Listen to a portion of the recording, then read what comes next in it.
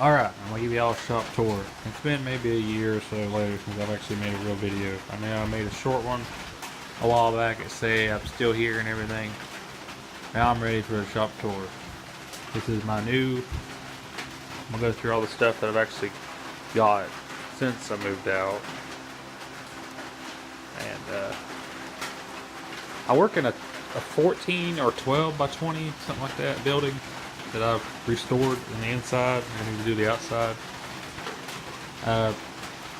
This used to be a smokehouse. Now it's a garage. And I can pull cars in here. Pull my S10 in here. Anyway, this is a ProTig 200 Vulcan. I bought this brand new. It can do AC, DC, TIG, and it can do DC STIG. It's all I ever wanted out of a TIG welder. I don't want all that fancy crap that everybody else has got. It cost me about $1,000, but I think it's worth it. So I went out, I asked my papa, I need a gas bottle. Ended up getting that little bottle right there. Ran that out within about 3 or 4 hours. So I needed something else. I got the bigger one. I got the biggest one you can get without renting in my area.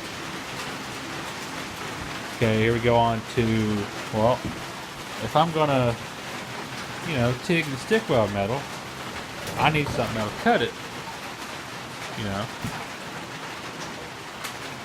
I got the second generation of the Harbor Freight water-cooled bandsaw. This thing works amazing. It cuts everything straight. It's also a stand-up bandsaw. You can flip it straight up. I didn't notice that in the store when I bought it.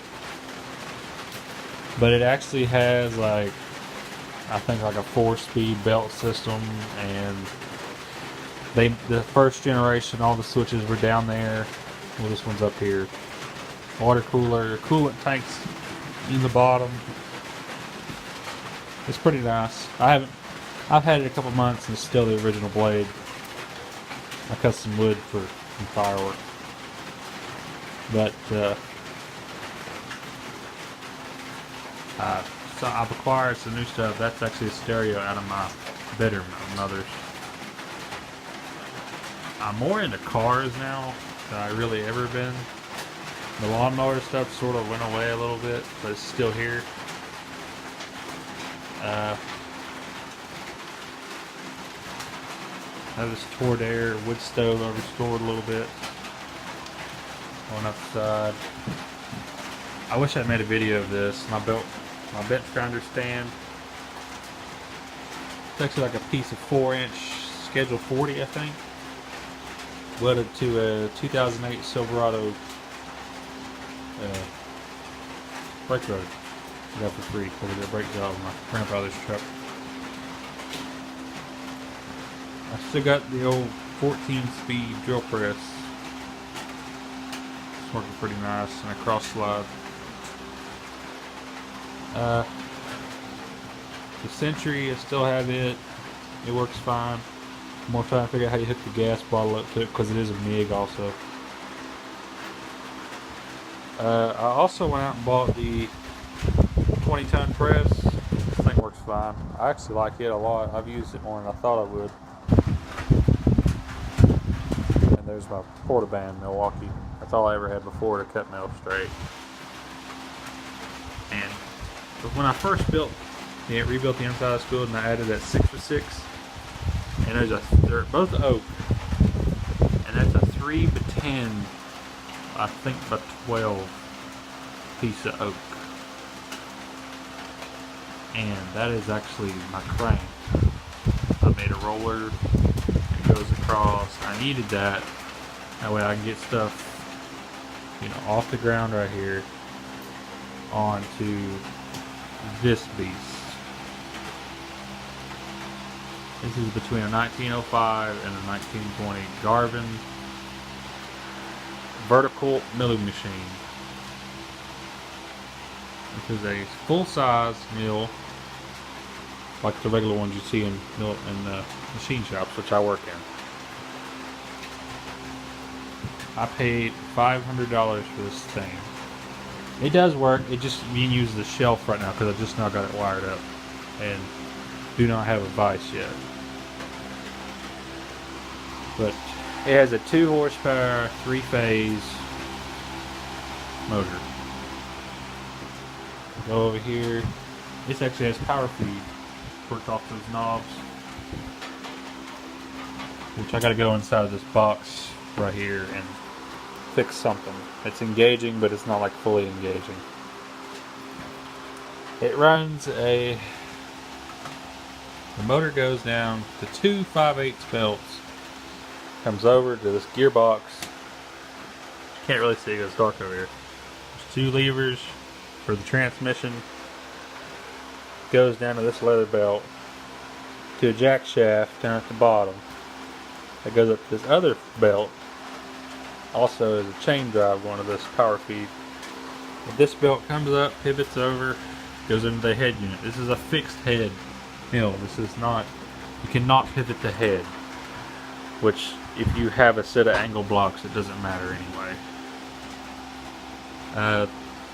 It's got forward, reverse. This is the original switch still. Let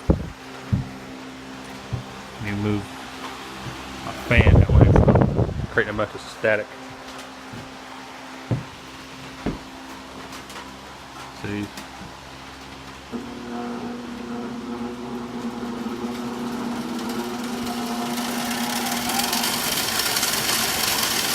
What you're hearing that's racketing is the chain.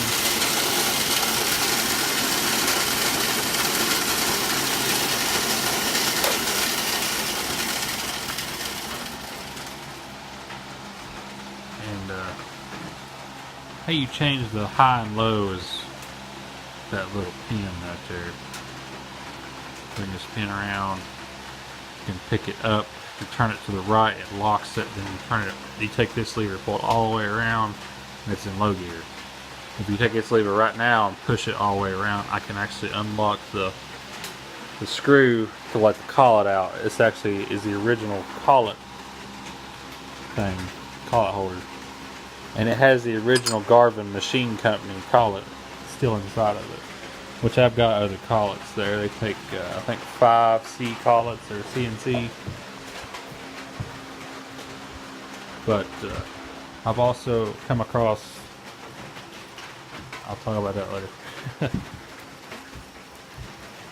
You can see the outline of the frame. But there is a Porta-Cable 60-gallon air compressor at the single stage. 220, all that. I got it plugged up. Well, my welder's plugged up right now.